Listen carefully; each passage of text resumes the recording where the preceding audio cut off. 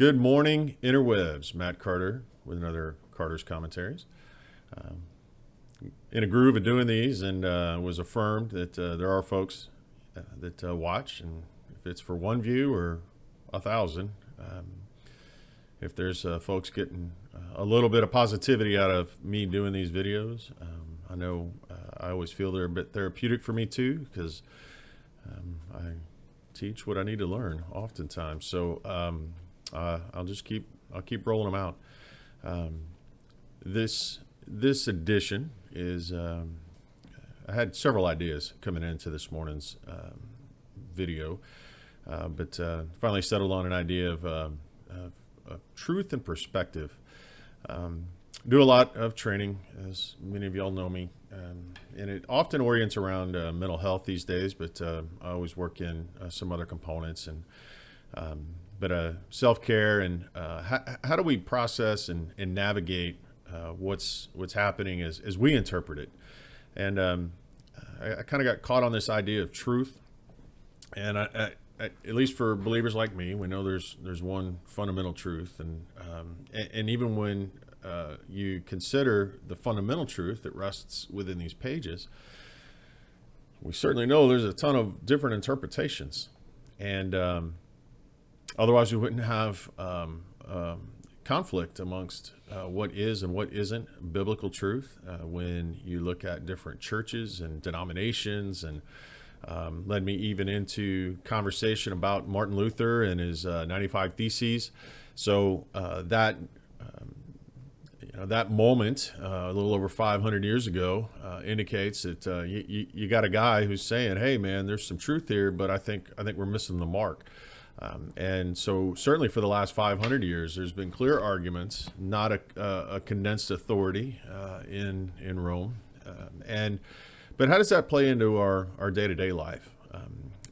But I think it's a good illustration of how folks can argue over what they believe or perceive to be the truth. And that happens in our day-to-day world too. So in thinking with the idea that I always try to share of being positive and being a light, you're really left with two options.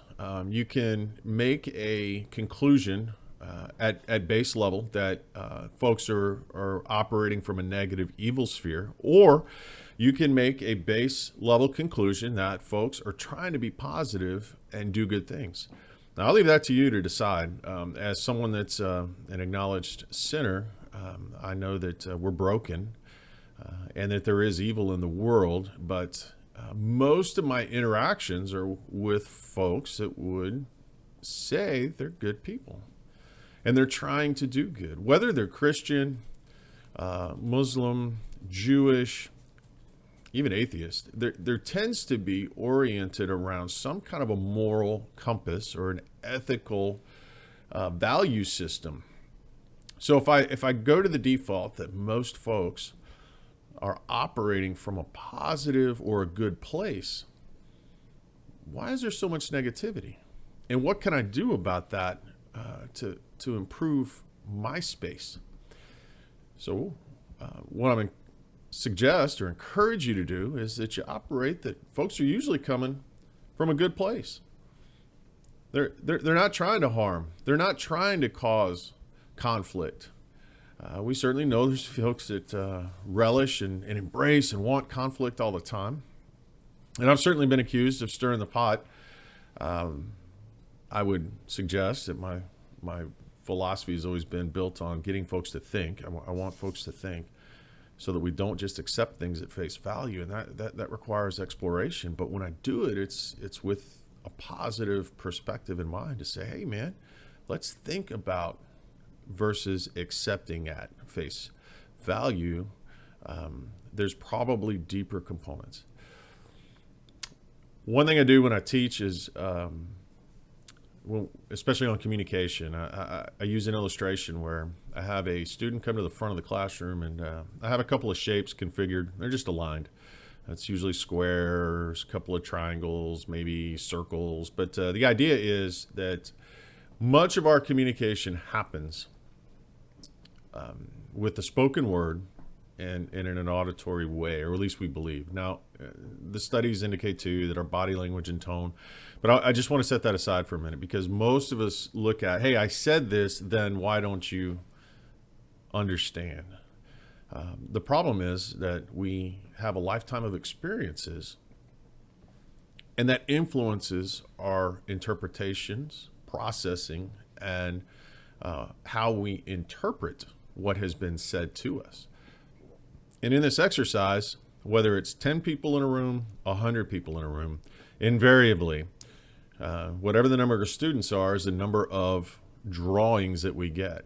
Despite the best efforts of the person standing at the podium, looking at a slide that has on the screen this configuration of shapes, and their best capacity to articulate to the people that are sitting in the room what they're seeing on the screen, and the students are typically giving their A effort, what ends up happening is we can't make the drawing exactly as the individual seeing it sees it on the screen.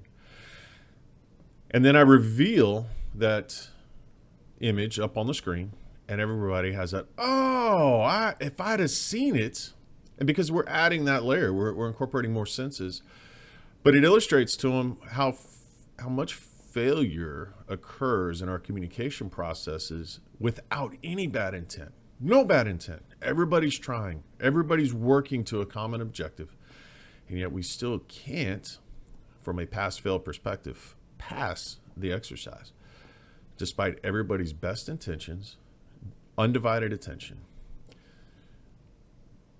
And they give each other a break. Oh, well, we did good. We tried. We just didn't do good enough. And then we'll walk out of that classroom and invariably be mad, upset, irritated, because someone didn't understand what the expectation was that we communicated with, forgetting often the point of that exercise. So give it another shot at communication.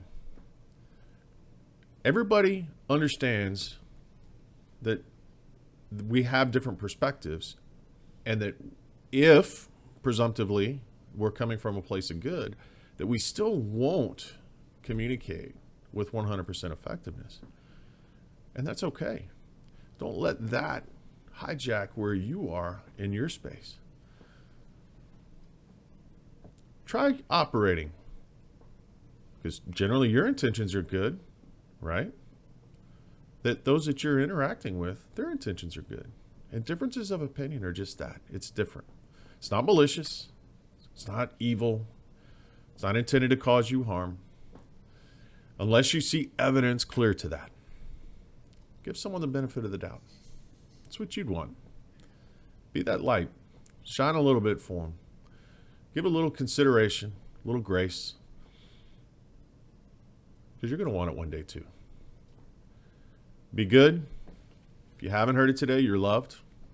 The good Lord loves you. I love you. Be good to each other. Take care of yourself. Be well. Be safe. And God bless.